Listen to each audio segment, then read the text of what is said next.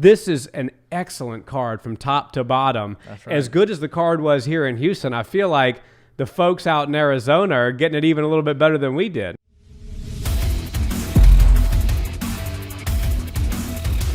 What's up, Barnhill family? Welcome back to the channel. Yo. Guys, UFC 263 is this weekend, and Nick and I are dropping our predictions right now.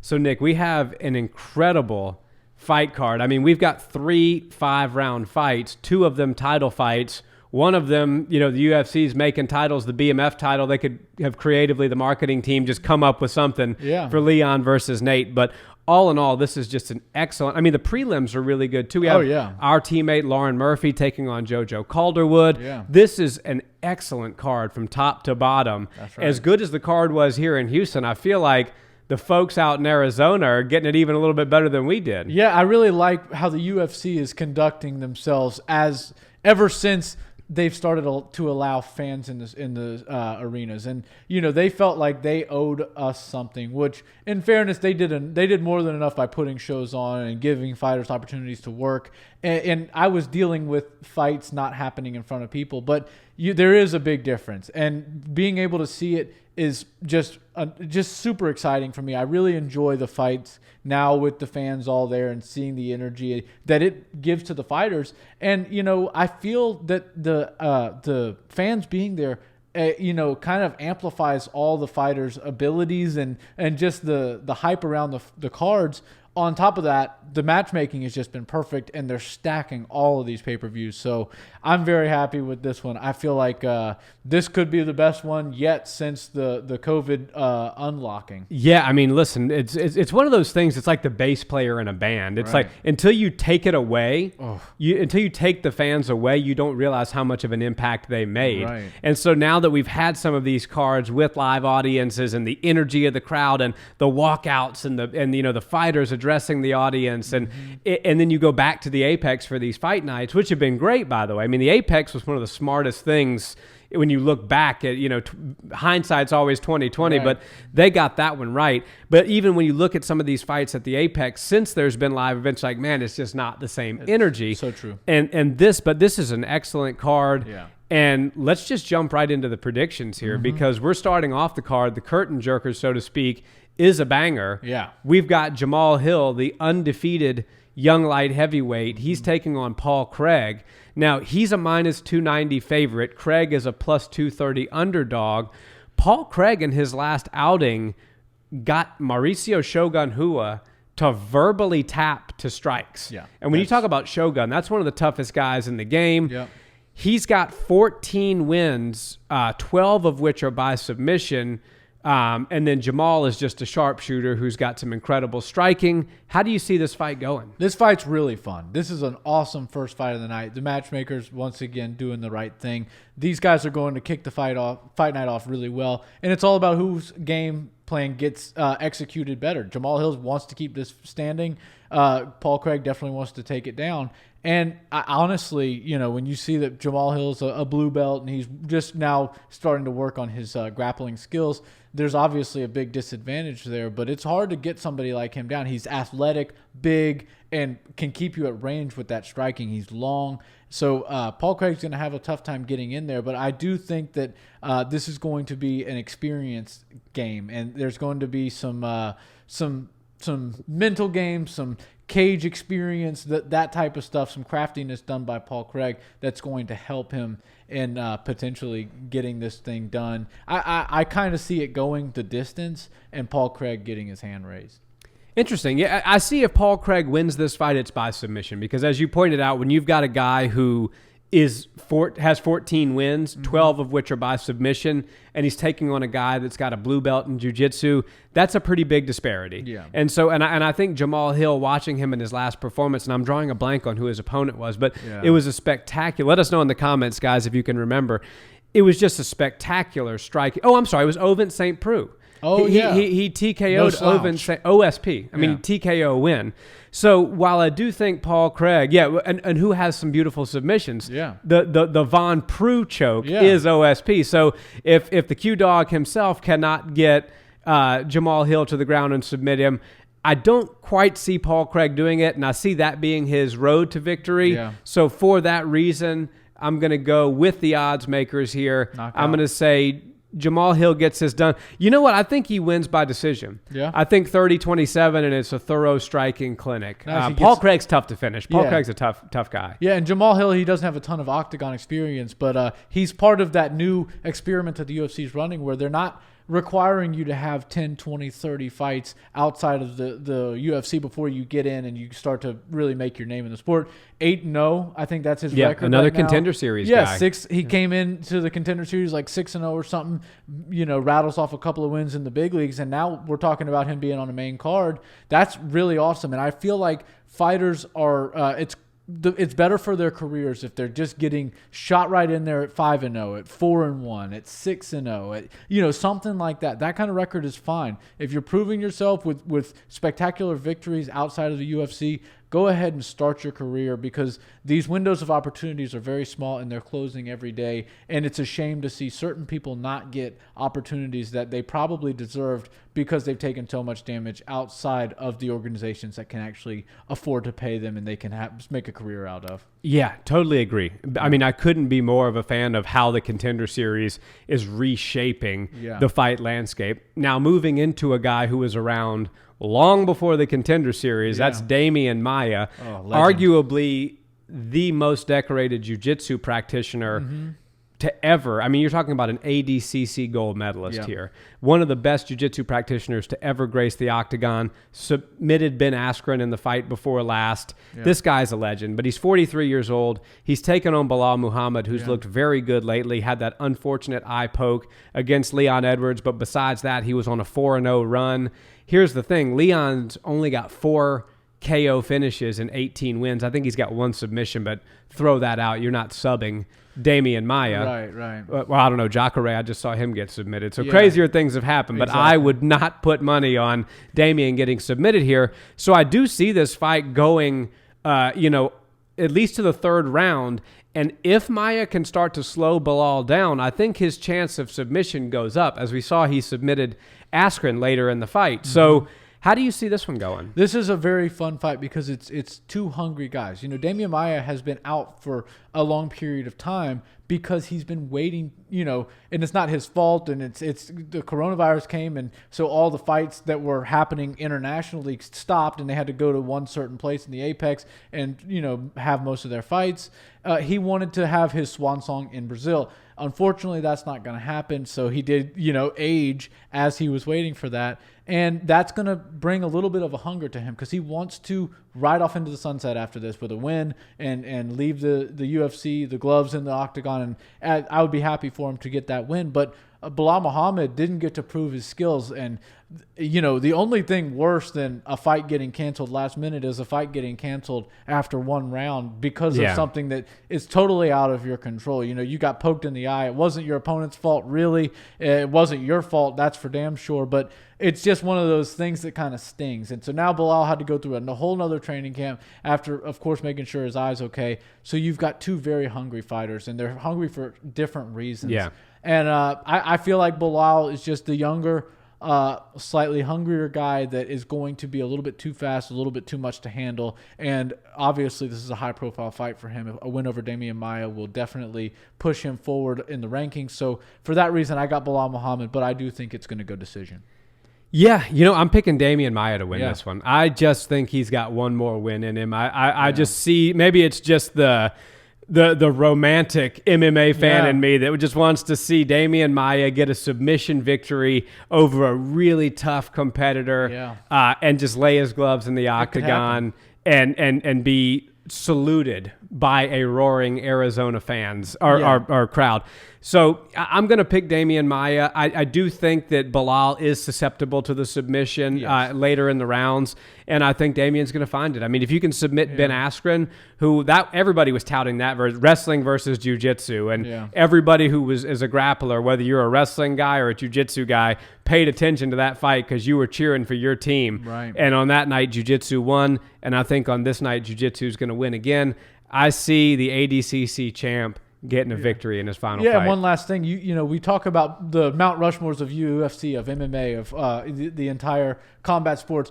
one thing we know for sure is if you're talking about UFC, Brazilian Jiu-Jitsu artists, Damian Maia is on that Mount Rushmore. And it's kind of an easy one. You've got Fabricio Verdum, you've got Jacare Souza, Damian Maia, and then fill in the blank with whoever the fourth person is you want. It could be Mighty Mouse or somebody like that. Somebody that's done some really cool stuff.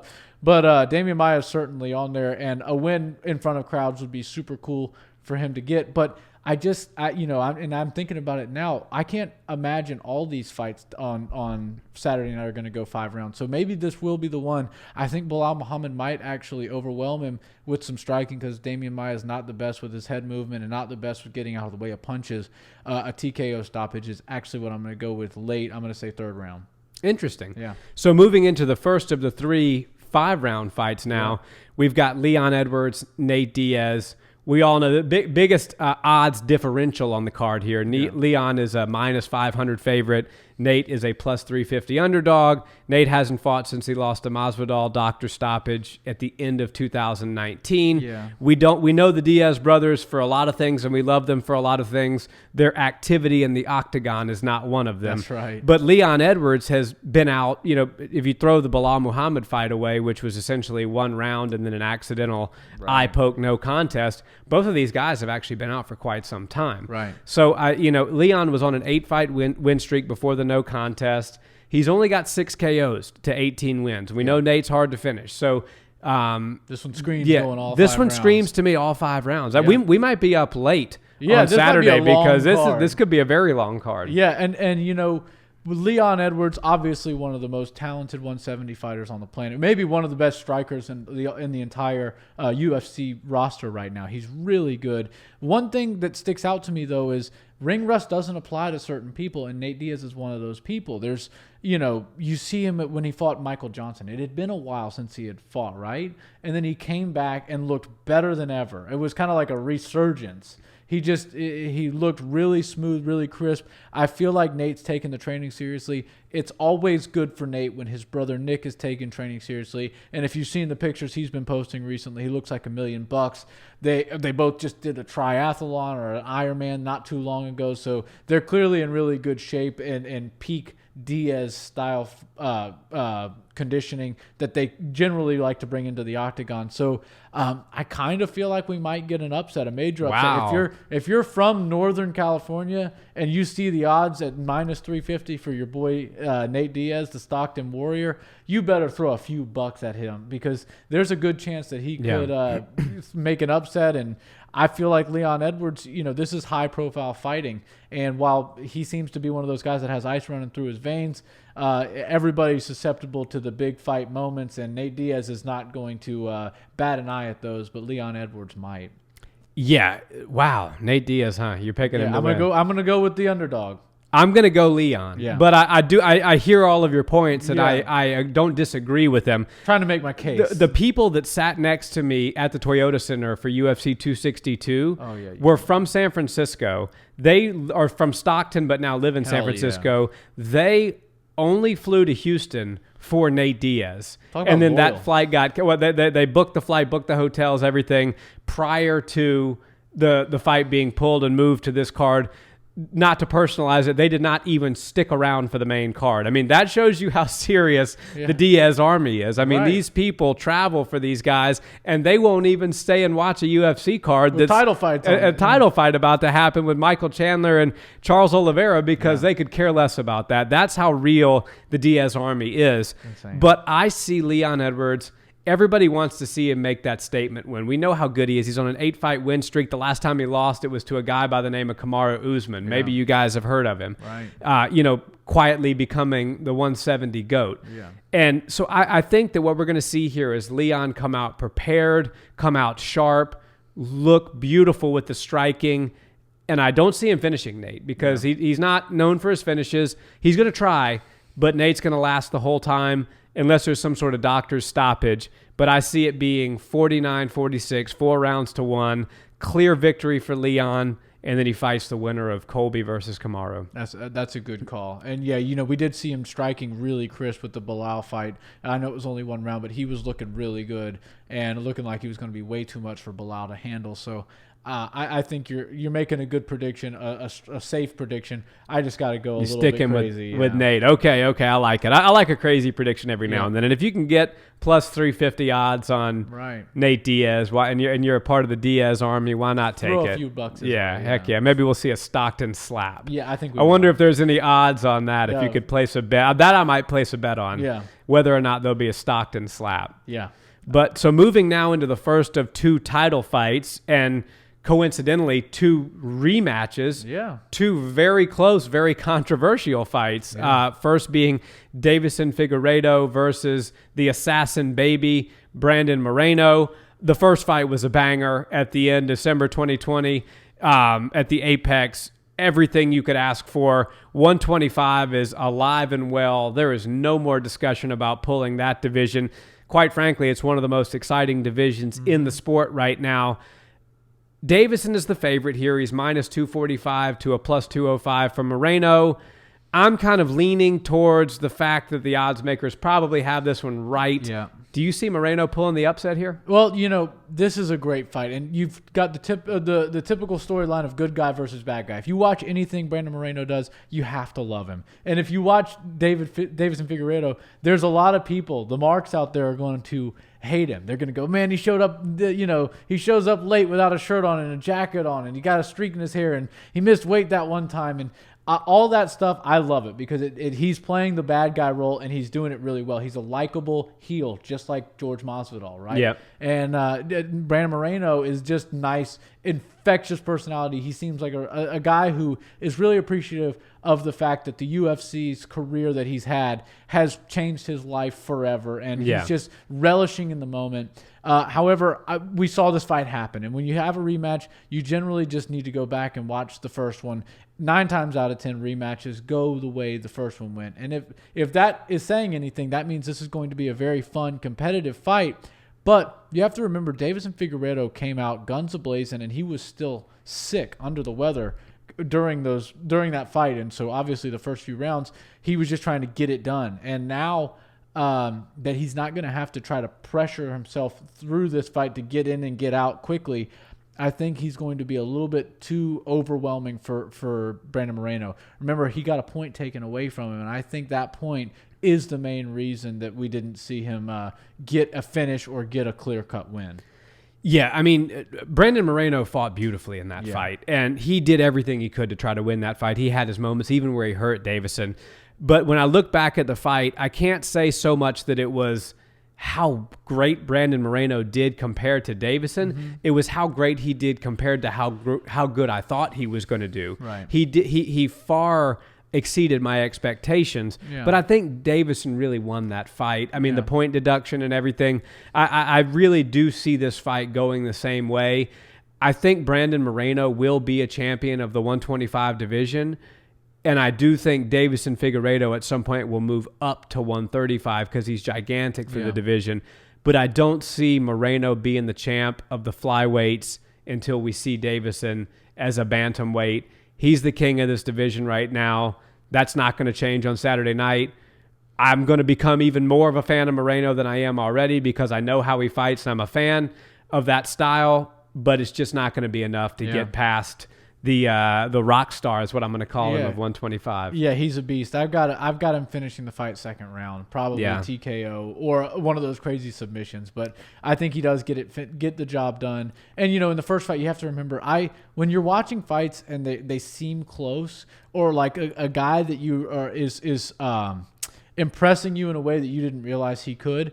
When you see that taking place, what you're watching in some instances is a guy surviving longer than you can. It's like watching an animal in the wild getting, an antelope getting chased by a tiger. Like, you watch him and you're like, oh my God, he's really surviving for a long time. And like the tiger never catches him, that type of thing. When you're watching Brandon Moreno, like he did have his moments that look good, but the whole time you're watching and you're like, oh God, he's getting hunted. And this guy's just going to take him out at any moment. But he's able to survive. So I feel like that was kind of the story of the first fight. And for that reason, that's why I'm going with Deiveson Figueiredo to get the second round. Yeah, I'm going to give Moreno – you're going Figueiredo second round. Yeah. I'm going to give Moreno a couple more. I'm going to say fourth round TKO by Deiveson. Moreno is just such a tough guy. I don't see him going out in the second round, but I do see Deiveson getting the finish. TKO stoppage in the fourth. Good call.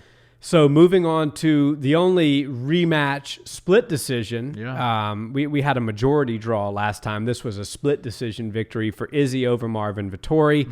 Mm-hmm. And neither man has lost at 185 since this happened in 2018 it was, I believe.